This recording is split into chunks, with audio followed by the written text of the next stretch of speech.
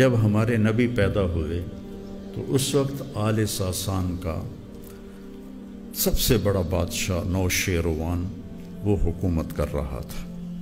وہ 571 میں ہمارے نبی پیدا ہوئے اور 579 میں نوشیروان کا انتقال ہوا۔ نوشیروان عادل کے نام سے مشہور ہے، 48 برس اس نے حکومت کی۔ یہ جو نوشیرہ ہے یہ جب ٹیکسلا پہ کپت خاندان کی حکومت تھی تو اسے ویشیوں نے برباد کر دیا تھا، تو اس نے ٹیکسلا پہ حملہ کیا، پشاور تک فتح کیا اور نوشہرہ کا شہر آباد کیا۔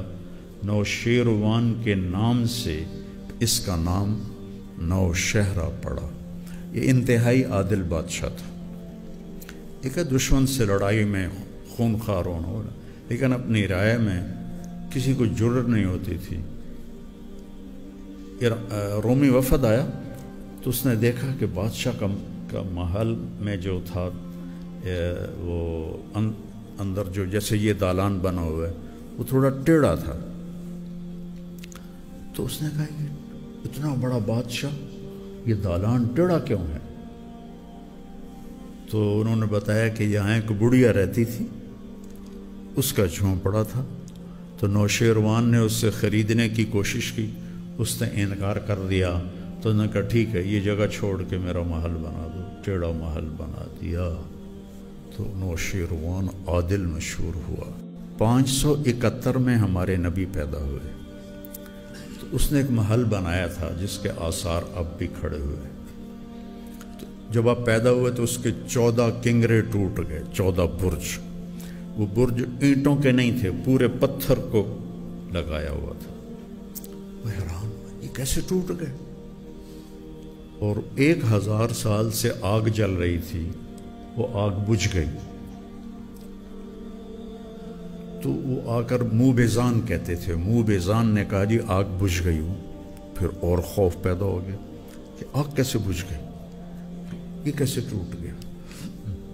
تو اس نے کہا کوئی آسمانی کتابوں کا عالم بلاؤ۔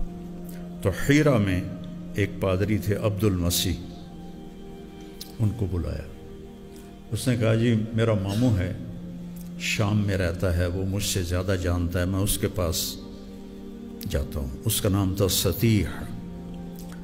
جب یہ پہنچے تو وہ سکرات میں تھے، تو انہوں نے ایسے ہلایا، ماموں ماموں ماموں،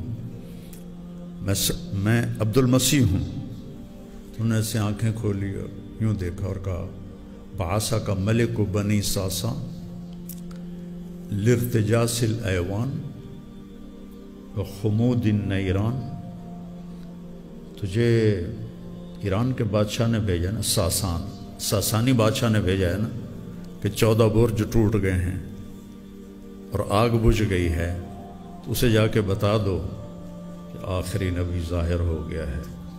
اب نہ تیرے لیے ساسان میں کوئی جگہ ہے اور نہ میرے لیے شام میں کوئی جگہ ہے۔ اب اس نبی کا